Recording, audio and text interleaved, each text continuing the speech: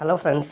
ஐபிஎல்லில் பார்த்தீங்க அப்படின்னா ஒரு 11 வருஷத்தில் இல்லாத அளவுக்கு இந்த முறை பாயிண்ட்ஸ் டேபிள் வந்து தாறுமாறாக வந்து மாறி இருக்குது. எல்லா அணிகளுமே வந்து சிறப்பாக ஆடிட்டுருக்காங்க. இப்போ ஞாயிற்றுக்கிழமை 2 போட்டி வந்து நடந்துச்சு. அதில் வந்து பஞ்சாபுக்கும் ராஜஸ்தான் ராயல்ஸ் அணிக்கும் இடையான போட்டி நடந்துச்சு. ரொம்ப சூப்பராக விறுவிறுப்பாக மேட்ச் வந்து போணுச்சு. பஞ்சாப் அணி 219 அடித்தாங்க. அடுத்த ஆர்ஆர் வந்து 209 ரன்கள் வந்து அடிச்சிட்டாங்க. அப்போ வந்து ஒரு 10 ரன்கள் வித்தியாசத்தில் தான் பஞ்சாப் வந்து ஜெயிச்சிருப்பாங்க.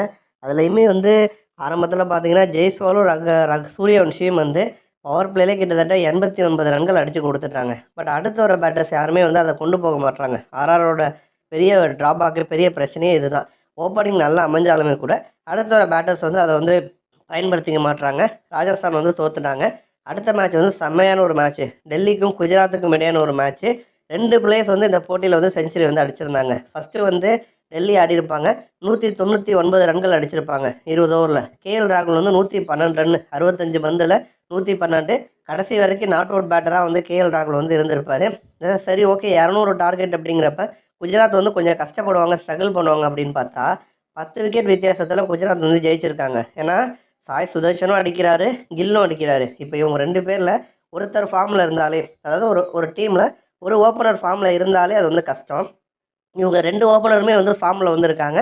சாய் சுதர்ஷன் 61 பந்தில் 108 ரன்னு, 12 4 4 6 அடிச்சிருப்பார்.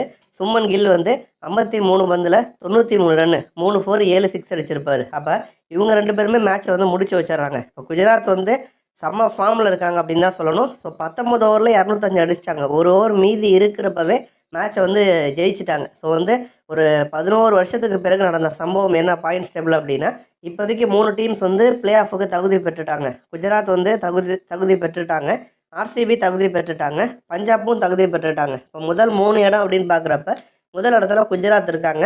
12 கேமில் ஆடி 18 பாயிண்ட்ஸ் வாங்கியிருக்காங்க.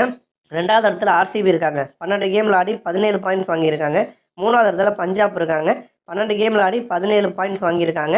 11 வருஷத்துக்கு பிறகு பஞ்சாப் பிளே ஆஃபுக்கு வந்திருக்காங்க. இன்னொரு புறம் ஸ்ரேயாஸ் ஐயர் வந்து யாருமே பண்ணாத ஒரு ரெக்கார்டை வந்து பண்ணியிருக்காரு. என்ன அப்படின்னா, இவர் ஆல்ரெடியே வந்து டெல்லி அணியை பிளே ஆஃபுக்கு அழைச்சிட்டு போனார் ஒரு கேப்டனாக இருந்து.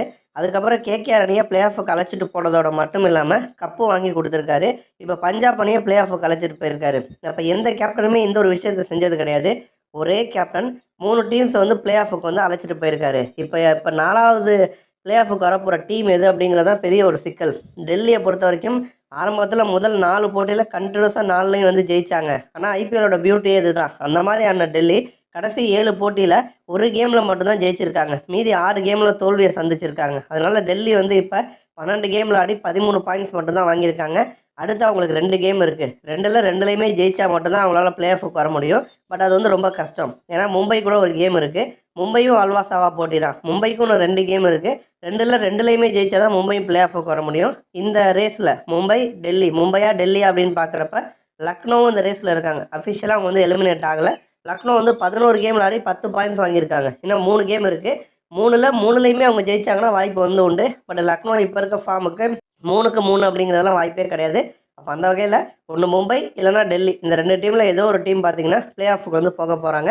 ஸோ இந்த குஜராத்தாக இருக்கட்டும், ஆர்சிபியாக இருக்கட்டும், பஞ்சாபாக இருக்கட்டும், இவங்கெல்லாம் வந்து பெருசாக வந்து பர்ஃபார்ம் பண்ணாத டீம்ஸு கடந்த ஐபிஎல்களில்.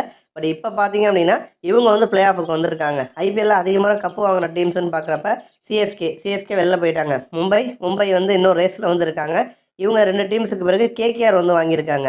கேகேஆர் வந்து 3 முறை கப்பு வாங்கியிருக்காங்க. அவங்களும் அஃபிஷியலாக வந்து எலிமினேட் ஆகிட்டாங்க. ஸோ இந்த வருஷம் ஐபிஎல் சீசன் அப்படிங்கிறது கொஞ்சம் டிஃப்ரெண்ட்டாக வந்து போயிட்டுருக்கு. நன்றி.